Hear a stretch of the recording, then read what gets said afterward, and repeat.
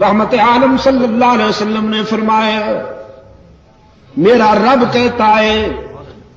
جب کوئی بوڑھا گناہگار شرمندہ ہو کر میرے در پہ آئے، وہ بوڑھا جس کی جوانی چونچلوں میں گزری، جس کا شباب علل تللو میں گزرا، نشہ تھا شباب کا، ترنگ تھی جوانی کی، دولت کی مستی تھی، برادری اور پارٹی کا غرور تھا، رگوں میں گرم گرم خون کی روانی تھی، دولت کی فراوانی تھی، ساری زندگی بغاوت میں گزار دی، ایک بار بھی میرے در پہ سجدہ ریز نہیں ہوا، نامہ اعمال میں ایک بھی سجدہ نہیں، ایک بھی نیکی نہیں، لیکن اب زندگی کی شام ہو گئی، آنکھوں سے بینائی چلی گئی، کان سماعت سے معروم ہونے لگے،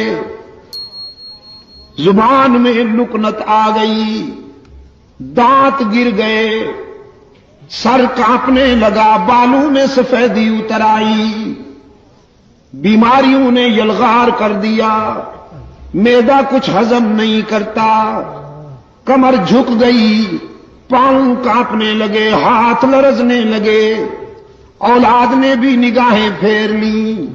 لوگوں نے بھی رخ پھیر لیا،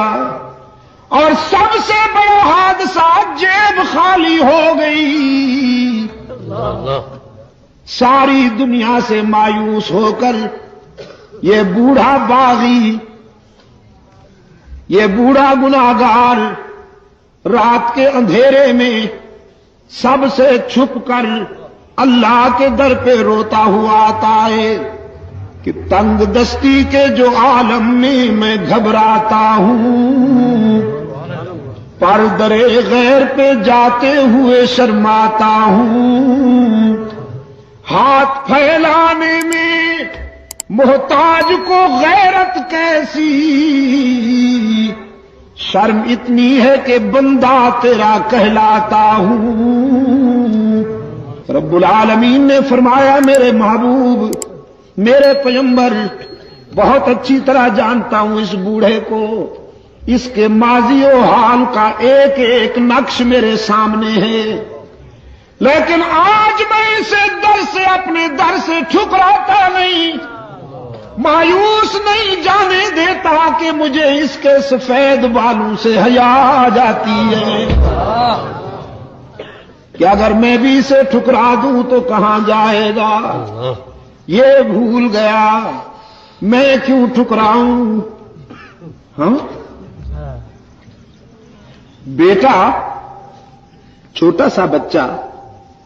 اگر اپنے گھر سے ہٹ کر کسی دوسرے کے گھر پہ جا کے مانگے، پڑوس کے دروازے پہ کھڑے ہو کر مانگنے لگے، تو پھر ماں یہ تو نہیں کہتی کہ جاؤ اسی گھر میں رہو، تم نے ان سے مانگا کیوں، ان کے دروازے پہ گئے کیوں؟ ماں آتی ہے، اپنے لال کو اٹھا کر سینے سے لگاتی ہے، منہ چوم لیتی ہے، کہتی ہے بیٹا یہاں کیوں آ گئے ہو، سب کچھ مجھ سے ہی ملے گا۔